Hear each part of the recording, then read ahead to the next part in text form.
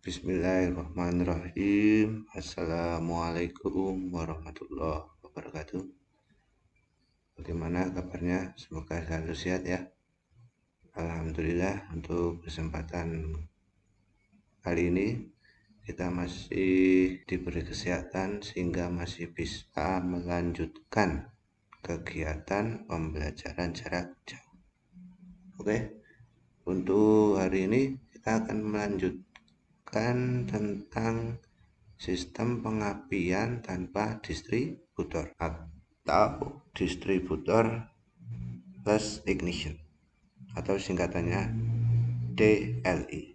Oke, sebelum kita mulai, alangkah baiknya kita berdoa dulu sesuai dengan kepercayaan kita masing-masing. Berdoa dipersilahkan.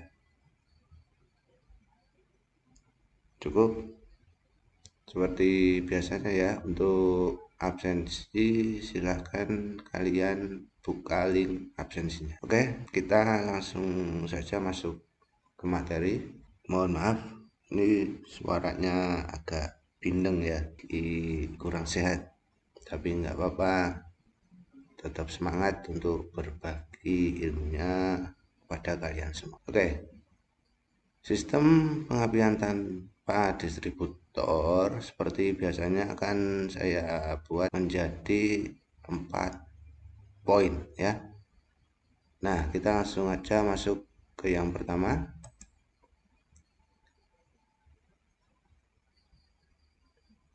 Untuk poin yang pertama di sini, apa kelemahan sistem pengapian program yang mampu diatasi oleh distributor less ignition atau DLI. Terus yang kedua, bagaimana prinsip kerja sistem pengapian DLI satu koil untuk 2 busi. Terus yang ketiga, apa kelemahan pengapian DLI satu koil 2 busi. Oke, untuk yang keempat, bagaimana prinsip kerja sistem pengapian DLI satu koil tiap busi. Oke, kita masuk yang pertama ya. Nah, di sini apa kelemahan sistem pengapian program yang mampu diatasi oleh distributor less ignition atau DLI. Sistem pengapian program atau pengapian ESA masih memiliki kelemahan, yaitu rugi tegangan akibat distribusi tegangan tinggi dari koil ke busi. Rugi tegangan terjadi akibat listrik hasil induksi harus mengalir pada celah udara air gap antara rotor distributor dengan terminal distributor. Rugi tegangan semakin besar bila celah udara ini akan bertambah besar, dan saat rotor distributor aus dan terminal distributor juga aus. Akibatnya tegangan yang mengalir ke busi menurun. Tegangan pada elektroda tengah dan elektroda massa busi berkurang. Kualitas api pada busi menurun. Mengatasi kelemahan tersebut, maka dikembangkan sistem pengapian tanpa distributor. Ya. Nah, di sini terdapat 2 model sistem pengapian tanpa distributor, yaitu DLI 1 koil untuk 2 busi dan DLI 1 koil tiap busi. Jadi pahami ya. Oke, yang berikutnya,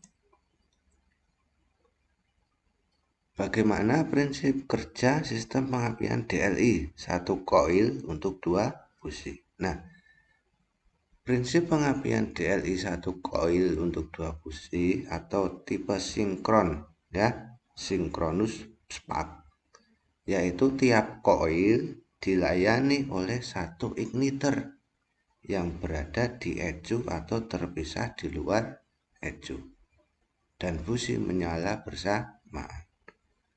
Nah, karena busi menyala secara bersamaan, untuk mesin 4 silinder koil 1 digunakan untuk busi silinder 1 dan silinder 4.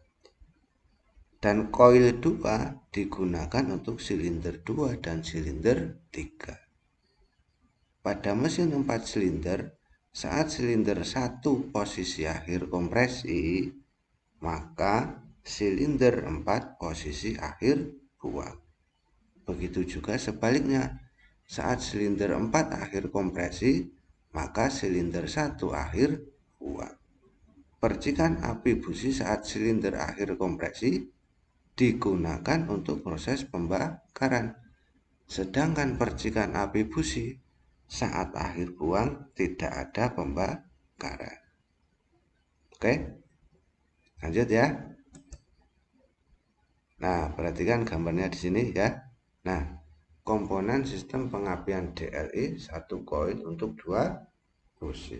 Nah, di sini perhatikan gambarnya.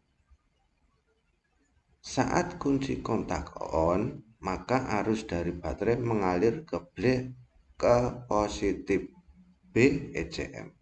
Ya. Arus dari baterai mengalir ke positif B ECM ya, Electronic Control Module. Oke. Terus kemana? Ke plus B igniter dan plus coil ya. Ke sini. Di igniter ya. Ke plus B igniter terus ke plus coil. Nah, saat ECM ini mendapat masukan dari sensor G. Nah, sensor G itu sensor camshaft ya, dan sensor NE sensor crankshaft ya, maka ECM akan mengelola data dan mengkonfirmasi dengan program saat pengapian. Selanjutnya akan mengirim sinyal IGT atau IG1 ya di sini,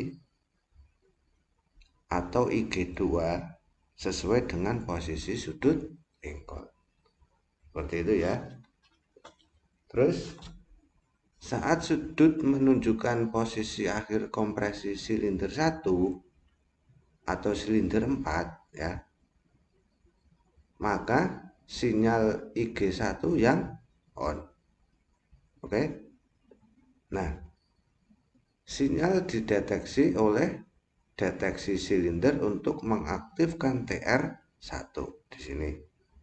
Saat TR1 on, maka koil 1 ya, koil 1 di sini berhubungan dengan ground sehingga terjadi aliran listrik pada primer koil.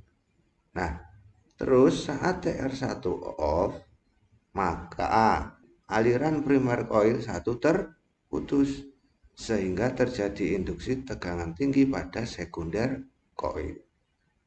Tegangan tinggi pada sekunder menyebabkan terjadi perbedaan tegangan pada elektroda tengah dengan elektroda massa busi. Timbul loncatan api pada celah busi. Kan gitu. Loncatan api akibat aliran listrik terjadi pada busi silinder 1 dan silinder 4 secara bersamaan. Oke. Nah, terus berikutnya, saat sudut menunjukkan posisi akhir kompresi silinder 2 atau silinder 3, maka sinyal IG2 yang on ya. Oke. Silinder 2 atau silinder 3 di sini yang on, IG2 yang on. Sinyal dideteksi oleh deteksi silinder untuk mengaktifkan TR2 ya di sini. Oke. Saat TR2 on, maka koil 2 di sini ya. Koil 2 berhubungan dengan ground sehingga terjadi aliran listrik pada primer koil. Nah, saat TR1 off, maka aliran primer koil 2 terputus sehingga terjadi induksi tegangan tinggi pada sekunder koil. Tegangan tinggi pada sekunder menyebabkan terjadi perbedaan tegangan pada elektroda tengah dengan elektroda massa busi. Timbul loncatan api pada celah busi. Nah, loncatan api akibat aliran listrik terjadi pada busi silinder 2 dan silinder 3 secara bersamaan. Seperti itu ya untuk prinsip kerja sistem pengapian DLI, satu koil untuk 2 busi. Terus yang berikutnya kita masuk ke poin yang ketiga ya. Apa kelemahan pengapian DLI 1 koil 2 busi? Pengapian DLI 1 koil 2 busi masih memerlukan kabel busi untuk mengalirkan listrik. Kabel busi merupakan salah satu sumber masalah pada sistem pengapian. Antara lain, isolator bocor sehingga terjadi kebocoran arus listrik, sehingga terjadi kegagalan pengapian. Masalah lain adalah putusnya kabel tegangan tinggi, karena kabel dari material karbon yang mudah putus akibat salah saat melepas kabel busi. Nah, mengatasi kelemahan tersebut dikembangkan pengapian DLI 1 koil untuk 1 busi. Oke, mulai ada gambaran ya. Koil pengapian dan igniter dapat didesain menjadi satu kesatuan menjadi tutup busi. Induksi tegangan tinggi yang dihasilkan koil langsung dialirkan ke busi tanpa perantara kabel busi.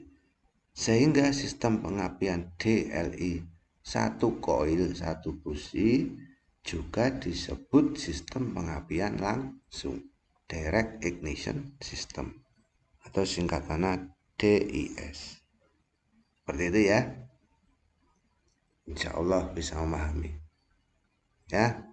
Kalau nanti belum paham langsung tanyakan saja ke nomornya saya gitu ya. Oke, lanjut. Nah, ini gambar rangkaian dan konstruksi koil sistem pengapian DLI 1 koil 1 busi ya. Nih, 1 koil 1 busi. Oke, nih sensor crankshaft busi, sensor camshaft ya, koil.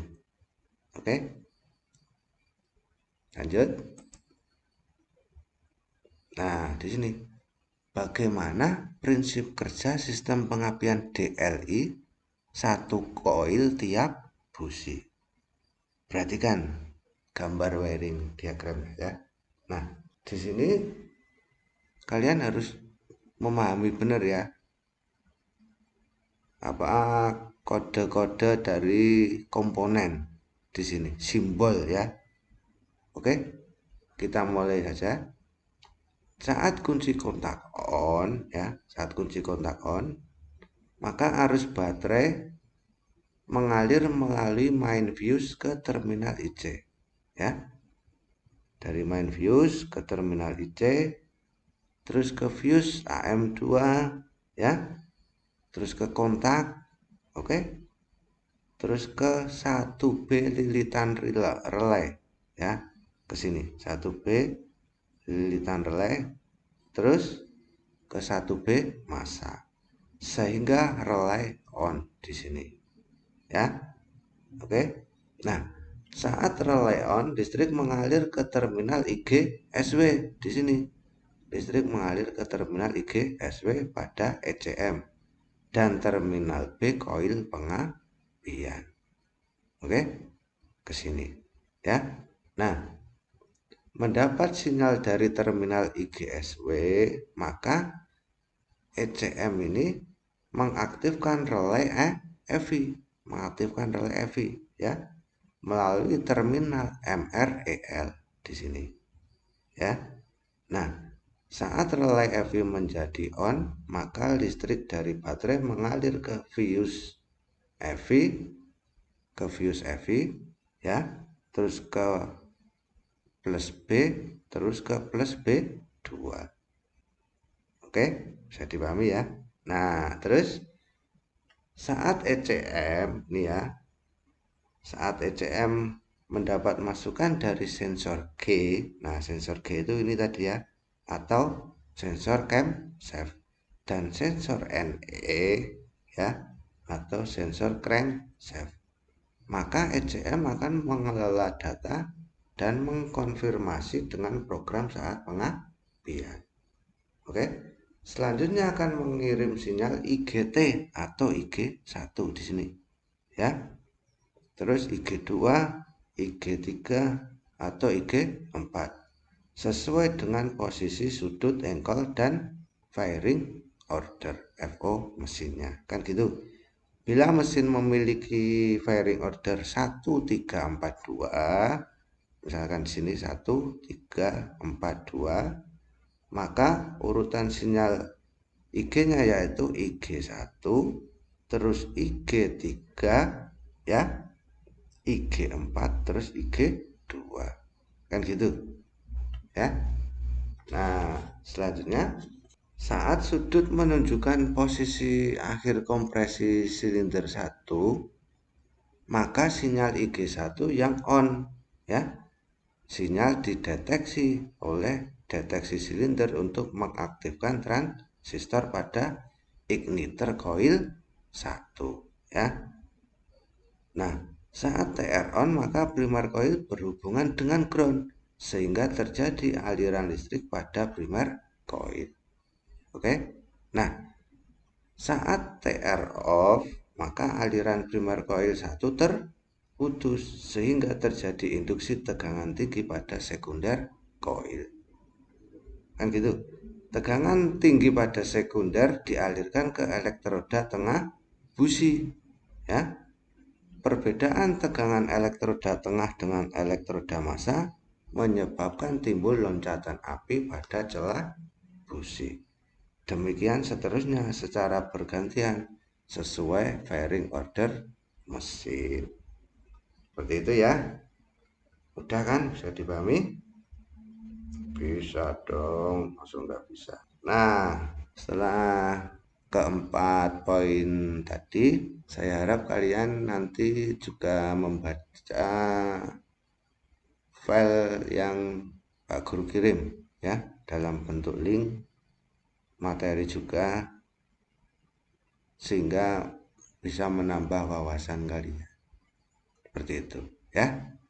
Oke, terus lanjut yang berikutnya. Nah, di sini kita langsung juga masuk ke perawatan sistem pengapian DLI ya.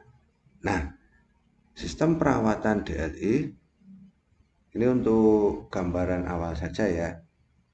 Saya kasih gambaran di sini untuk persiapan alatnya.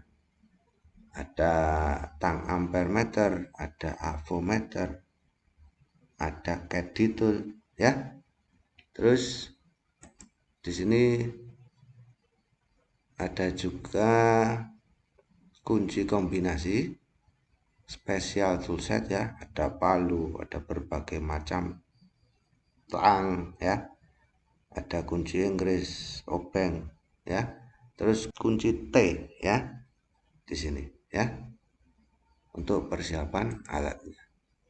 Nah, untuk persiapan keamanan kendaraannya ya, saat besok pas ketika sudah mulai praktek, yang pertama pastikan posisi tuas transmisi pada posisi P atau parkir jika mobil transmisi matic ya.